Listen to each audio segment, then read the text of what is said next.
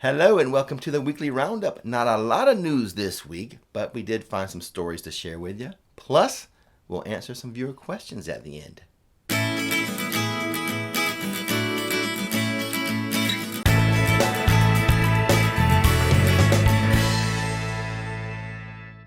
To start it off, Busch Gardens Tampa is adding some new events to its 2022 lineup.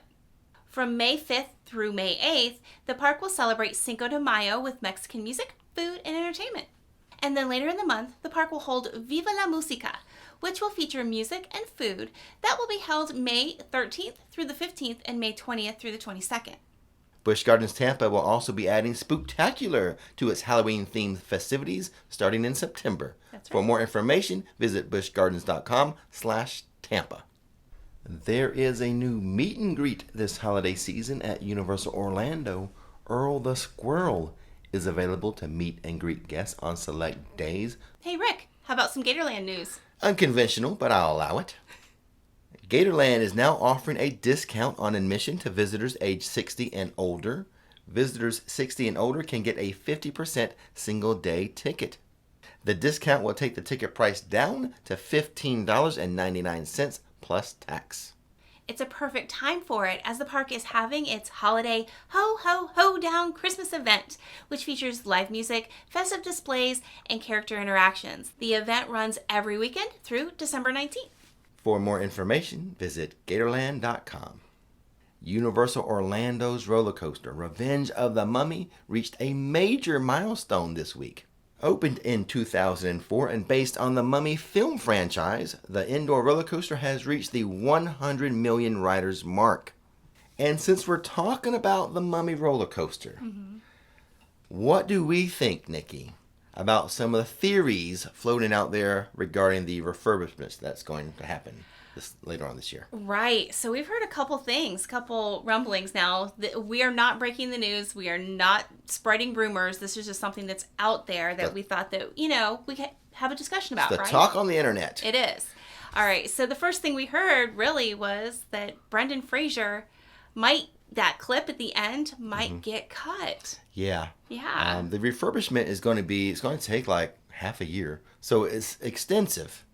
It is. So that was one part, was like the whole backstory and pre-show might get changed, which would also mean cutting I would have enjoyed this interview more if I had gotten my cup of coffee scene at the very end of the ride. It would. And I know pass holders are very attached to that. Yeah. And it's funny because Universal's done a lot of promo for that. There's been the buttons and the, and even some, I guess, tweets and even Facebook posts and stuff about it. It's part of the history. It is. It is. Universal. So it's very interesting that this theory, might happen. I don't know. Well, how do you feel about it? I can see it happening. I mean, it's a long refurbishment. And when they redid the Hulk, remember when they tore down the Hulk and they built it back up? Right. Didn't they change the inside queue and all that as well? They did. I think the reason why people were kind of debating it, whether it would be, the reasoning behind the possibility of them taking out that Brendan Fraser clip was that I think they did some surveys with guests and guests just didn't get it. Like they were asking them questions about the end of that ride and they just didn't understand because of the concept of it because they weren't going through the extended queue anymore and they weren't getting the whole backstory of that ride. Because that queue doesn't take a long time, really. Usually you go through it, so you're not catching the little television bits and pieces. So for them, it doesn't make sense. Now, for pass holders, we know the whole thing, so it makes sense. So exactly. That's why I can see it happening, like it going away. Now, when I talk to like the people who work there, they think that's ridiculous. They just laugh at it. Right. But, they're just like the people who work at the queue and stuff, so they're not really in charge of creative, so... But they think it's ridiculous. I think it has legs. I can see both sides, I'd be a little sad that it's gone, but, Well, if they take it away, if. I would hope they have little Easter eggs within the new queue that would reference it. There you go. That it's not completely wiped out. We'll find out at the end of summer. We sure will. Epcot's International Festival of the Arts is due to start beginning of the year. Go from January 14th through February 21st. Yes, and it is my favorite. Of all of the Epcot festivals, we've been every single year since it started, and that's my favorite. Well, they've added a couple of new, or they will introduce a couple new food booths to the festival this year. Oh, that's cool.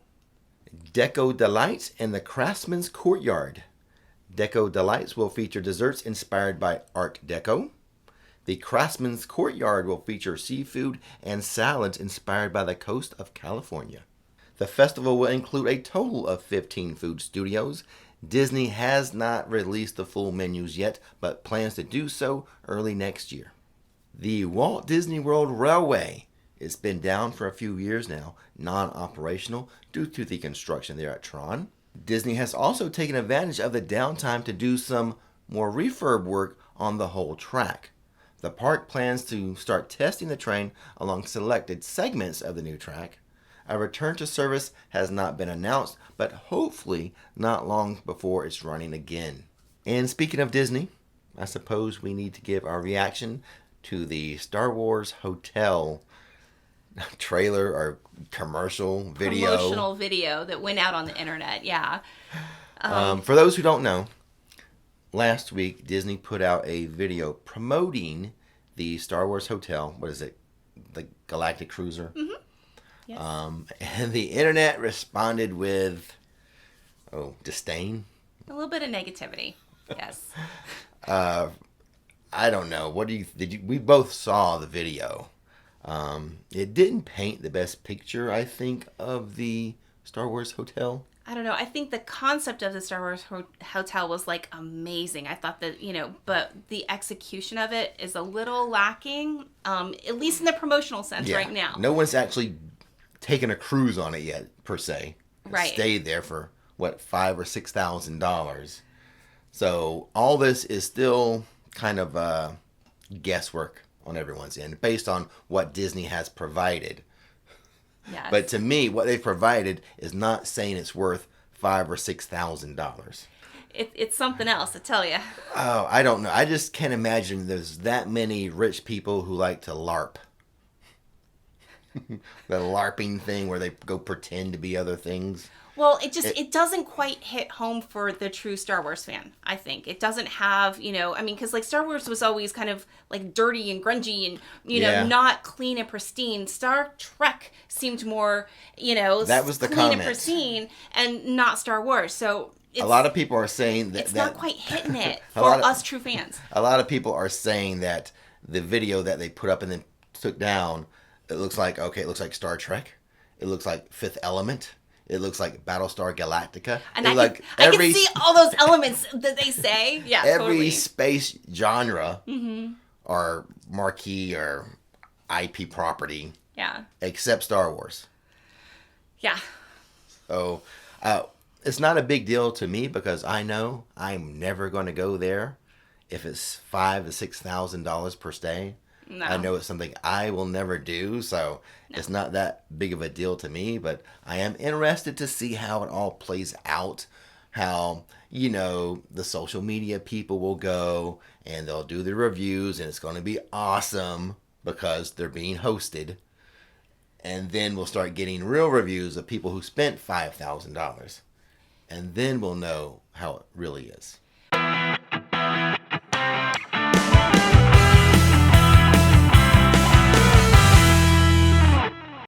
Let's take a little detour and talk about Rick's road trips. The last adventure took us to a very unique place, a Florida snow park. It was great. Such a fun time. Hats off to Snowcat Ridge. For those who've already seen the video, they get the inside joke there. But hats off to Snowcat for a fun time. We actually had a blast. We really did. And I'm just a big kid, so just sliding down a hill on ice, of course, I'm going to have a good time. Nikki did ice skating. There's this little igloo where I let Nikki hit me with a snowball because I had never been hit with a snowball. And I enjoyed that.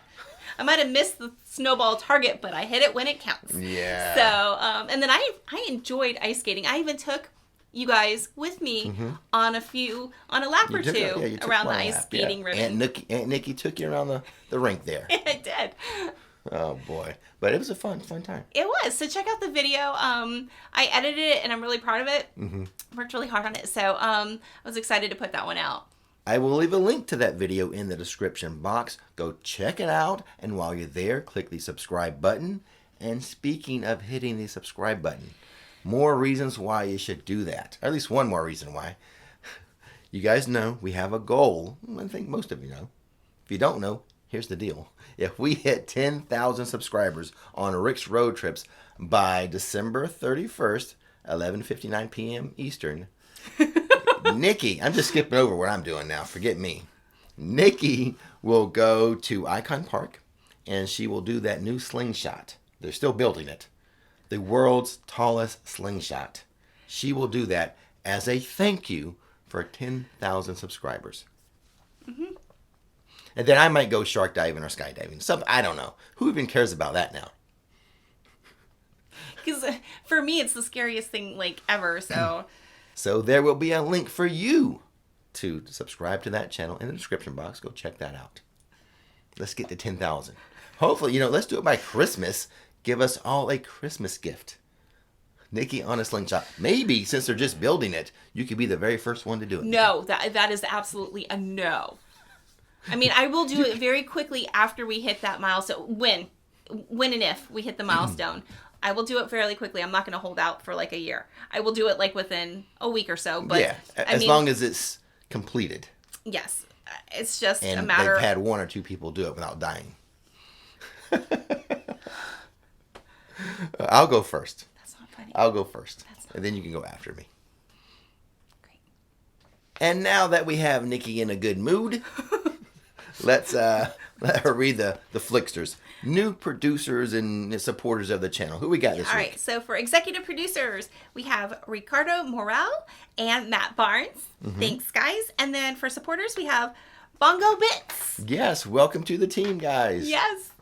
And while Nikki is still having happy thoughts about the slingshot, let's have her read some questions.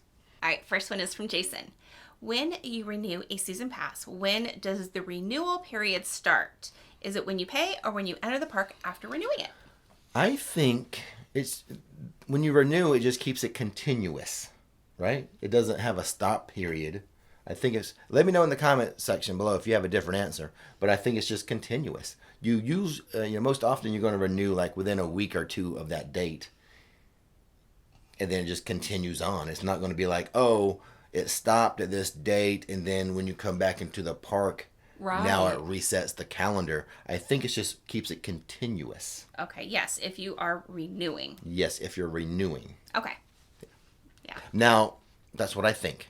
If you know better, yeah, leave a comment, please. Okay. Next one is from Myron. Why is the Tyrannodont Flyer so exclusive, and why would you need to win a raffle ticket during the Orlando Informer, even though it's kid ride? So at the Orlando Informer meetup, it's pretty much the only time that two adults can go on that ride. Typically, it would have to be an adult and a child. But during the meetup, they do allow adults only to ride it, which what makes it so exclusive and so popular. Because for us, anytime we visit Jurassic Park area, we can't hop on that because we don't have a kid with us. Exactly. But we could win tickets, the raffle, to go on it at the meetup. That's why there's such that exclusivity and demand for it at the meetup. Very well said. Exactly. I All right, the next one is from Josephine. Do you guys know if Universal will be doing anything special on New Year's Eve at midnight this year inside the parks or in City Walk? Okay. The parks and City Walk, I don't think so. Okay. And there goes, she just dropped her answers. I did. I dropped Go my ahead and answers. pick it up. Hold on. I'll keep the kids company. Okay. Sorry. The funny thing is, though, City Walk in Hollywood, the California version, they are having an event. Are they? On City Walk. It's called, Wait, I think it's called Eve. Okay. Is what they're calling it, Eve. Gotcha. Which is weird that California would do it and not Florida, just based on how everything the two different states handle things in the past couple years. Gotcha. So I don't think our City Walk is doing anything special, nor the parks. But I think your information that you dropped there Yes, and has information on some resorts might be doing stuff. Right. So Lowe's Portofino Bay Hotel is having a New Year's Eve event. It's a ticketed event. It'll be about 3 hours and 30 minutes long.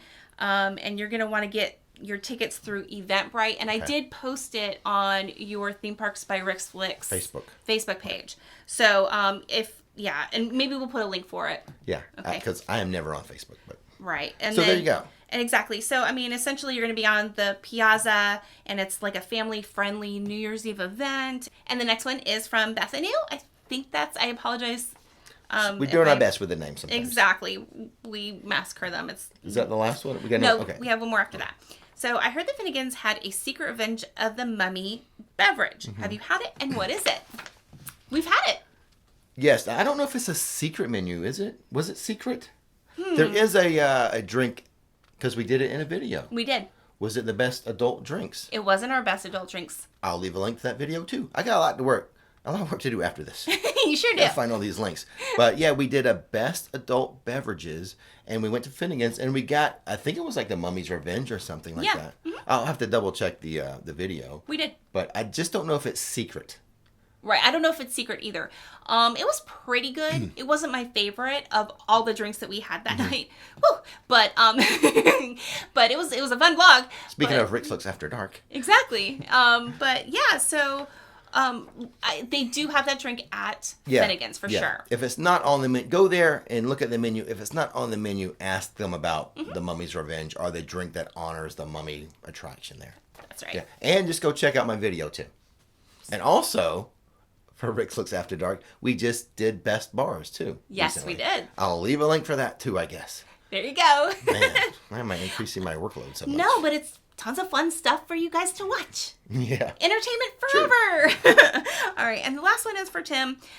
When is the best time to visit Universal Studios Florida? Okay, I like a general question. Yeah. It's a hard question. The easy answer is anytime. Anytime you can get here to Orlando to visit Universal is a good time. That's right. But let's talk about some special event times, maybe. Okay, first one, an Orlando Informer event. You will get spoiled rotten with that, and you'll never want to do any way ever again. That's a good way to do it, is if you're going to visit just once or twice a year, try to do the meetups. Yeah, those meetups are fantastic. And they do 1 or 2 or more a year. Mm-hmm. Yeah, sometimes it varies. I think last year, what they do, 3 or 4? Yeah. Something like that. So that's crazy. Keep an eye on that. When those occur, I will let people know in the weekly roundups when those are happening.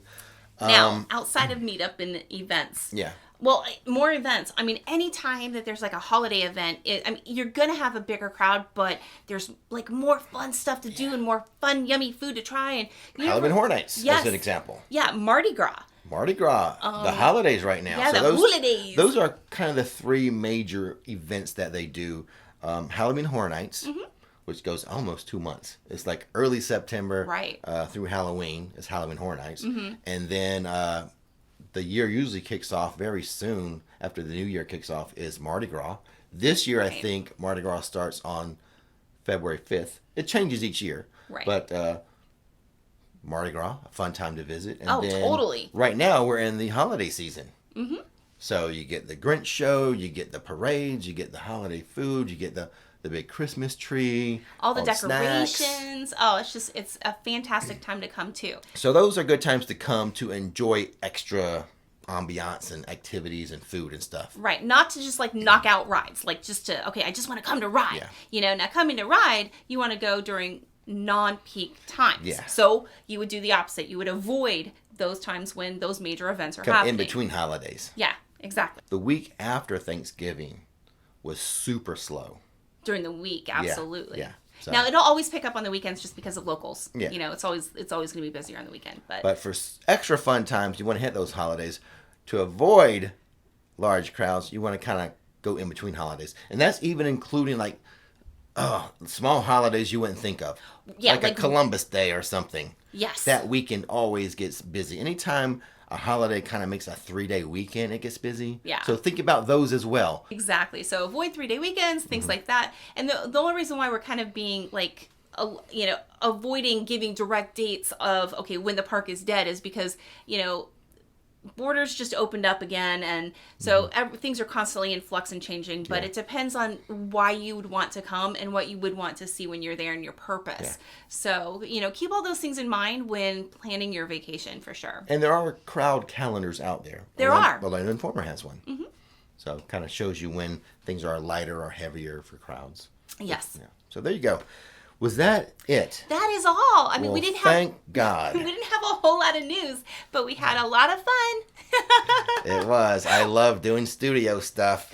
We had a lot of bloopers. We did a lot It of... didn't go so smooth. not today. Not my thing to be indoors in a studio. I like to be out in the, the thick of things. In the environment. In the theme parks. Well, that's hilarious because I don't mind studio. I actually prefer studio. But you know what? Maybe you be you lose me as a co-host. You can host a show on your own. Wow. To dream. Just kidding. Anyway. Yeah, if you did that, who would mention the slingshot though? You're right. We can't. We gotta keep being a team because you would just skip over that slingshot stuff. I might skip over the things I want to ignore. All right, guys. Let's stop the nonsense. All right. Dumb is the magic, dumb is the fun. Thanks for watching Rix Flix. And now it's time to relax.